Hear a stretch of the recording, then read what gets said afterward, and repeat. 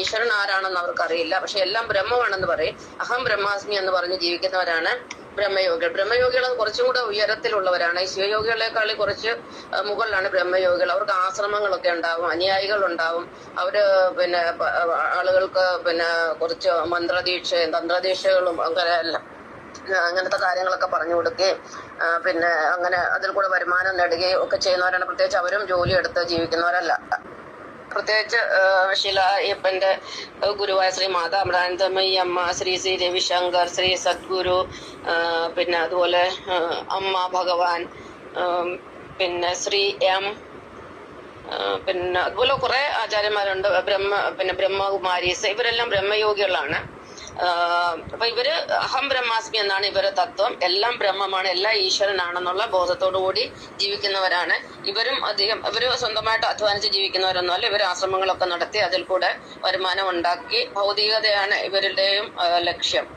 ആത്മസാക്ഷാത്കാരം ഒന്നുമല്ല ബ്രഹ്മയോഗികളുടെ ലക്ഷ്യം. ശിവയോഗികൾ ആത്മസാക്ഷാത്കാരത്തിന്, അതായത് ദൈവത്തിനെ കണ്ടെത്താൻ വേണ്ടി ശ്രമിക്കുന്നുണ്ടെങ്കിൽ അവർക്ക് ജന്മത്ത് ദൈവത്തിനെ കണ്ടെത്തുക സാധ്യമല്ല. അവരുടെ ഉള്ളിൽ തന്നെയാണ് ഭഗവാൻ ഇരിക്കുന്നത്. അവര് ഈ ശിവയോഗികൾ എന്ന് പറയുന്നത് അവർ ഒരുപാട് എന്താ പറയുന്ന ജടയൊക്കെ വളർത്തി, താടി വളർത്തി, ഒരു വൃത്തിഹീനമായ രീതിയിലൊക്കെ ജീവിക്കുന്നവരാണ് ഇവര്. അഘോരികളുണ്ട്, അതിനകത്ത് നാഗസന്യാസികളുണ്ട്. പിന്നെ ഇവരൊക്കെയാണ് കൂടുതലും പിന്നെ ഈ മയക്കുമരുന്ന് കഞ്ചാവും ഒക്കെ ഉപയോഗിക്കുന്നവരാണ്. പ്രത്യേകിച്ച് ഹിമാലയത്തിലും അവിടെയൊക്കെ ഈ കാടിന്റെ ഉള്ളിലൊക്കെ വസിക്കുന്ന ഒരുപാട് സന്യാസിമാരുണ്ട്. ഒരുപാട് പർവ്വത പ്രദേശങ്ങളിൽ അവരൊക്കെ വസിക്കുന്നവര്. ഇവരൊക്കെ ഏറ്റവും താഴേക്കടയിലുള്ള യോഗികളാണ്. എന്നാലും അവർ യോഗികൾ തന്നെയാണ്. അപ്പൊ അതിനെക്കാട്ടി കുറച്ച് ഉയരത്തിലാണ് ബ്രഹ്മയോഗികളുടെ സ്ഥാനം. ഇനി അടുത്തായി നമ്മൾ പഠിക്കാൻ പോകുന്ന മൂന്നാമത്തെ കാറ്റഗറിയായ വിഷ്ണുയോഗിയാണ്. ഒരു വിഷ്ണുയോഗി ഭൂമിയിൽ എത്തുന്നത് അപൂർവത്തിൽ അപൂർവമാണ്. ഒരു യുഗത്തിന്റെ അവസാനമാണ് ഒരു വിഷ്ണുയോഗി ഭൂമിയിൽ അവതരിക്കുന്നത്. വിഷ്ണുയോഗി ഭൂമിയിൽ എത്തിക്കഴിഞ്ഞാൽ പിന്നെ ഭൂമിയിൽ മാറ്റങ്ങൾ ഒരുപാട് സംഭവിക്കും. ഒരുപാട് പ്രകൃതി ദുരന്തങ്ങളും മറ്റും ഉണ്ടാകും, യുദ്ധം ഉണ്ടാകും. വിഷ്ണുയോഗിയുടെ ദേഹത്യാഗത്തോടുകൂടി യുഗം അവസാനിക്കുകയും ബ്രഹ്മപ്രളയം ഉണ്ടാവുകയും ചെയ്യുന്നു.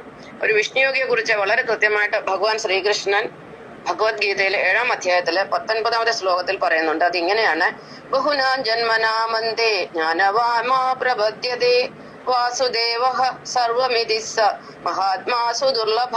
ഒരു വിഷ്ണുയോഗി സുദുർലഭനാണ് എന്ന് പറഞ്ഞാൽ എങ്ങും കണ്ടുകിട്ടാത്ത ഒരു വ്യക്തിയാണ്. ഒരു വിഷ്ണുയോഗിയുടെ അടുത്തങ്ങ് ആർക്കും എത്തപ്പെടുക പോലും സാധ്യമല്ല. ഇവൻ തന്നെ ഭൂമിയിൽ വിഷ്ണുയോഗിയായിട്ട് ഭഗവാൻ കൽക്കിരാമൻ ഇവിടെ ഉണ്ട്. പക്ഷെങ്കിൽ ഭഗവാന്റെ അടുത്ത് ഒരു മനുഷ്യർക്ക് പോലും ഭൂമിയിൽ ഭഗവാന്റെ പെർമിഷൻ ഇല്ലാതെ എത്തിച്ചേരാൻ സാധ്യമല്ല. അതേസമയം ബാക്കി യോഗികളുടെ അടുത്ത് ആർക്ക് വേണേലും എപ്പോ വേണേലും പോയി കാണാവുന്നതാണ്. അപ്പൊ അതിന്റെ കാരണം എന്താന്ന് വെച്ചാല് ഒരുപാട് ജന്മങ്ങളെടുത്ത് അല്ലെങ്കിൽ ഒരു